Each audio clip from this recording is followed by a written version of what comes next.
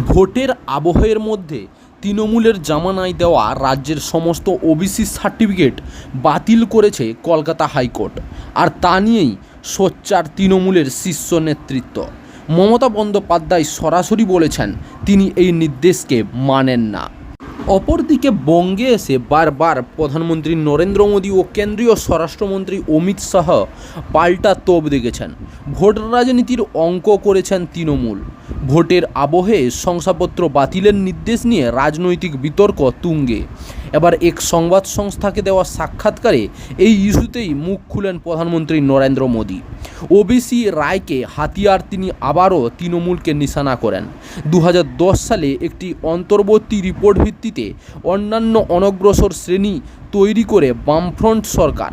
2011 সালে ক্ষমতায় আসে তৃণমূল। অভিযোগ, তৃণমূল ওই শ্রেণী সংক্রান্ত চূড়ান্ত রিপোর্ট ছাড়াই একটি তালিকা তৈরি করে আইন প্রণয়ন করে, আর তার বিরুদ্ধেই মামলা হয় তৃণমূলের বিরুদ্ধে। মোদী বলেন, একটা মোডাস অপারেন্ডি রয়েছে।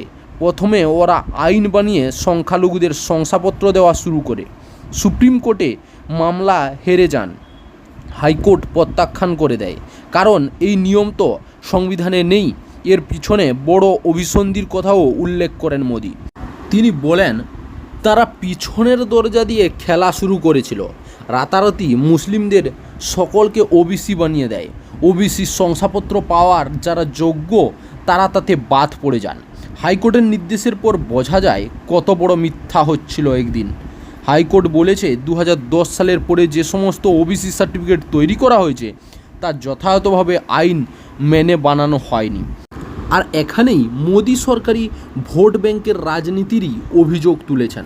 তিনি বলেন, সবথেকে বড় বিষয় হলো এত বড় ভোট ব্যাংকের রাজনীতি করার পরেও তিনি এখনও বিচার ব্যবস্থা, বিচারপতিদেরও গালি দিচ্ছেন। এমনও বলেছেন, যা হয়ে যাক, তিনি নাকি আদালতের নির্দেশ মানবেন না।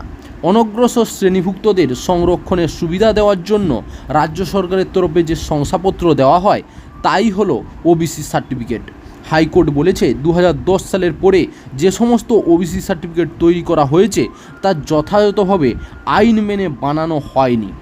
আর তাই হাইকোর্টের নির্দেশে রাতারাতি বাতিল হয়েছে 5 লক্ষ ওবিসি।